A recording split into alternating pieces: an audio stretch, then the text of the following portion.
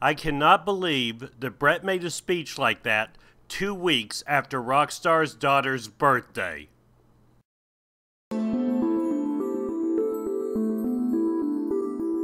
Hello everyone, I'm Dan the Man. So does anyone want to remind us how the show is going to become boring with Kaitlyn gone? Well, Kaitlyn was gone, but the drama, chaos, and gameplay rages on. The show ended last time before the head of household was crowned, because Big Brother expected to end last week's Eviction episode with Kaitlyn coming back into the house. Yeah, no one said that outright, but come on. So we had a head of household competition, and as we saw, Bayleigh won the head of household. And boy, did all hell break loose then. I said Sam had played one of the worst head of households I've seen in a long time, but even discounting that at least so far Sam seems to have gotten away with it, in large part because Kaitlyn actually did go home, it seems we have a new champion for bad head of households. For starters, the editors did show some of it, but Bayleigh went nuts and behaved like a spoiled, entitled little bitch. She was drunk with power, and they did show a lot of it, but it was much worse. She treated everyone like a dog, talked down to was confrontational with everyone, her allies, her enemies, everyone. She didn't care if you were friend or foe, she was a goddess, and if you questioned her, there would be hell to pay. I honestly was half expecting her to order everyone to bow down, and that's not some kind of metaphor. I literally thought she was going to say, all bow before the queen, and then wait for them to bow. Fessy especially got it bad because while I'll agree his wanting to protect JC is more for his interest than Bay's or the Alliance's, her threatening him and basically jumping down his throat for wanting to give an alternative take rivals Sam's I don't want to talk about who I'm putting up. Because yeah, why should people give alternate takes when they're working with you? Clearly she's right all the time because she won head of household. And she just went on and on with him all week, for no reason most of the time. I honestly think she was just down his throat on every little thing because she could be. He did get mad and tried to talk back, getting tired of her crap, but she just got louder and angrier, because if you're louder than someone, you're clearly right. It's sad she did this to herself with the public, because when she first went ahead of household, she was praised by a lot, and a lot of fans wanted to rally behind her. But after coming off strong, she turned around and made some horrible moves, while behaving even more horribly at the time. Most of her defenders have backed off because she really doesn't give them that much to work with when she keeps acting like a bitch for no reason. But let's talk about Bayleigh's bad game moves, because there's a lot to talk about. First off, how she handled the nominations. Her nominations themselves were fine. She put up a strong target in Brett, who no one, including Brett, could argue didn't make sense, and a pawn in Rachel. Pawns aren't always a good idea because, as we saw this week, pawns could go home, but Rachel wasn't part of her alliance, so she could absorb the loss if she ended up going home. Where Bayleigh messed up was, well, everything else. First off, she told Rachel about her power. Why? Why would you tell someone you were not working with something like that when you only told one of your alliance? Well, she did answer that. It was to get Rachel to trust her, but it was a bad move. For a while, it looked like she got lucky. Rachel ran and told Angela, and by the way, the editing was misleading. They made it look like Rachel told Angela after she went on the block about Bayleigh's power. She actually told Angela as soon as she got her alone before the nomination even happened. But Angela didn't share that at the time, and both thought this could be to their advantage if Bay trusted Rachel. So it seemed it might have worked out.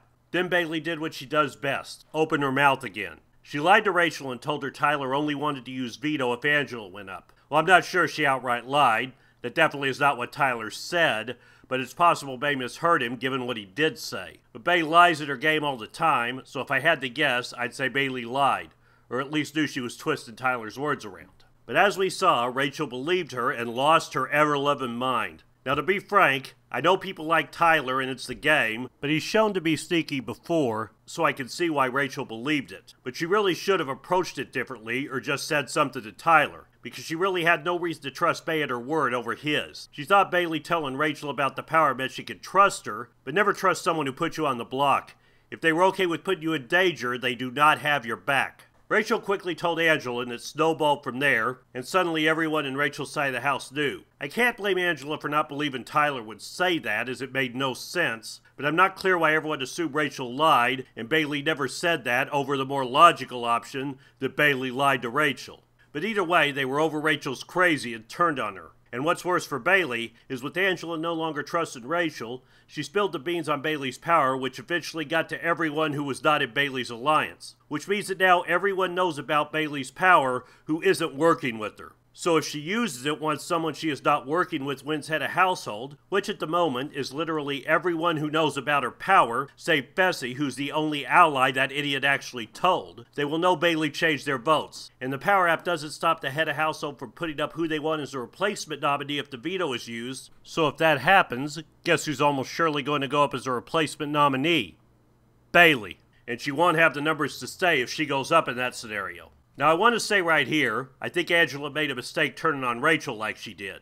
Yes, I kinda don't blame her given how Rachel acted, at least for thinking she wasn't a reliable ally, but I still think it was a bad move. Angela needed Rachel for her game. Rachel was a ride or die, and after this vote she will not be on the numbers side of her alliance, and most likely if she stays with level 5, or I guess level 4 now, Tyler and Kaycee will eventually round up Sam and pick her and Brett off. Not to mention it might be hard to get people to truly trust you when you show how quickly you turn on your ride or die. I think what Angela should have done if talk turned to voting out Rachel is get with Rachel, the two of them go to Bayleigh and the others, tell them everything about Tyler, and work with the Hive moving forward. Yes, it's not ideal, but there is room in the alliance that's that big with so much friction going on for the two of them to find a way in the numbers side. Rachel's a nutcase, but she was Angela's nutcase. Obviously too soon to tell, and winning the head of household is definitely a point in her favor, but I think Angela wrote her eventual ticket to the jury house tonight, although it could be a while before she sees that happen. Which would kind of serve her right after a goodbye message. Even if Rachel did lie, it's a game, and said theoretical lie would be in the name of the game.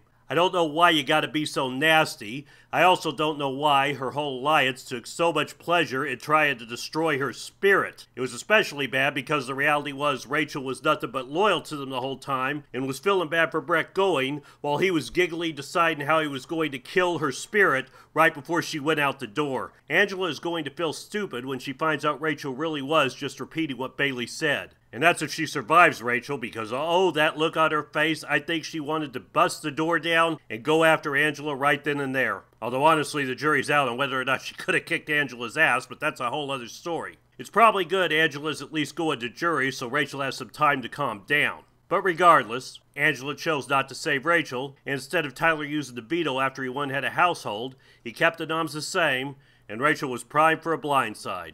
And so was the Hive, who were under the impression it would be a unanimous vote and Brett would go home. And as we saw, not for the first time, that side did not get their way and were left with their mouths hanging open, wondering what happened. Again. Before discussing the eviction, I want to address something. The Girls' Alliance. Here's the actual reality of the fact. There is no Girls' Alliance. The Girls' Alliance is the girls in the house all giving lip service to each other, hoping it will save them if someone not in their real alliance wins head of household. But in reality, Angela just turned on her ride or die within the course of a couple hours. Kaycee's following Tyler around, doing whatever he says and patting him on the back for all his idiotic plans. You would think she's playing Big Brother 19 and Tyler is Paul. And by the way, when I say idiotic plans, I mean the whole, say Scottie is my BFF, so if I use the veto, Bayleigh will put him up plan. It was never going to work, and Tyler is way too sure of his ability to miss people. But getting back to the Girls' Alliance, and how they're not aligned together, Sam is clearly back in Tyler, all over Fessy, and last week put up 3 girls, which if she wins head of household again, she'll probably put up more girls. Now Bayleigh, Hayleigh, and Rockstar are a unified alliance, with Fessy, who if they have their choice at the moment, will go to Final 4 with them as they pick off any girls who are left. Then Hayleigh and Bayleigh will most likely fight over who takes Fessy to the Final 2. Rockstar wants her to be an all-girls alliance because she's not quite young enough, not quite cute enough, and not quite available enough to be able to have the kind of influence on the younger guys she's playing with that the other girls do. But it's not actually coming to fruition, as this week showed. Yes, right now, even with Rachel gone, the girls outnumber the guys, but that's happened before. The jury's usually made up of mostly girls who then turn around and vote for a guy to win the game. I know a lot of people want to see a successful all-girls alliance. I'd actually like to see one too, but this isn't going to be it. Although one hint to future female Big Brother players who might want to start an all-girls alliance, an all-girls alliance doesn't have to include every girl in the house. Even if they were serious, a 7-person alliance in a house with 12 people was too big to work with anyone. So with that out of the way, on to the eviction. And boy was it a memorable one. Brett had been talking about his speech for a while, so barring he changed his mind, I knew that little triad was coming.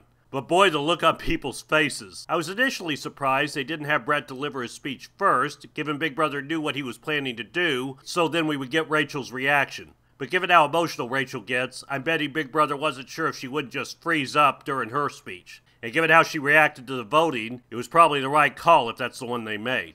I will say, Bayleigh's smile did disappear pretty quickly, but I'm surprised she handled it as well as she did. She mostly kept her composure, which disappointed a lot of people hoping for a meltdown. Maybe Bayleigh doesn't realize the weight of it, or she's hoping to play off Brett lied, I don't know. Although at this point, the only ones who would think Brett lied are her allies, who she should want to know at this point, since everyone else does. As for Rachel, I felt bad for her as she really was upset. But at the same time, it is the game. Yes, obviously some are going to take it hard, especially reeling from a blind side when you thought you were safe, and then more or less being attacked by the people you didn't really do anything to. But in truth, Rachel may have just been too emotional for Big Brother. She was clearly a fan, and as someone who's also been watching Big Brother since season 1 like Rachel has, I can appreciate that about her. But being a fan and being cut out to be in that house are not always the same thing. Take it from me, because I know I'm not cut out to be in that house, and I think Rachel may not have what it takes to be good at Big Brother. So was Rachel the right choice? Not really. Brett was obviously a bigger threat to the Hive, which by the way is what Bayleigh, Hayleigh, Rockstar, Scottie,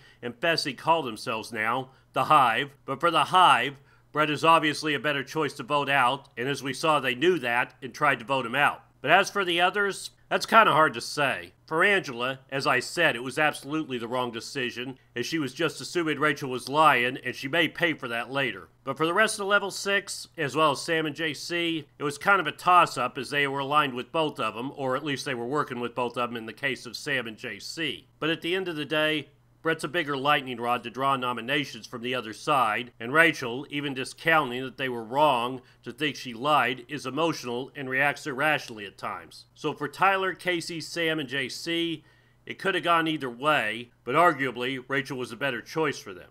In truth, Tyler should actually have used his veto. Bayleigh would have put up either JC or Scottie, probably JC, and they could have kept level 5 intact, but they don't know everything we know, so they didn't realize that's what would have most likely gone down had he used the veto. Plus he was mad at Rachel for the perceived lie and changed the plan anyway. After that, we got the head of household competition. And as you saw, after a battle of the Angelas, Angela, who is not a rock star, won head of household. Boy, for someone who was practically furniture all game, she stepped it up this week.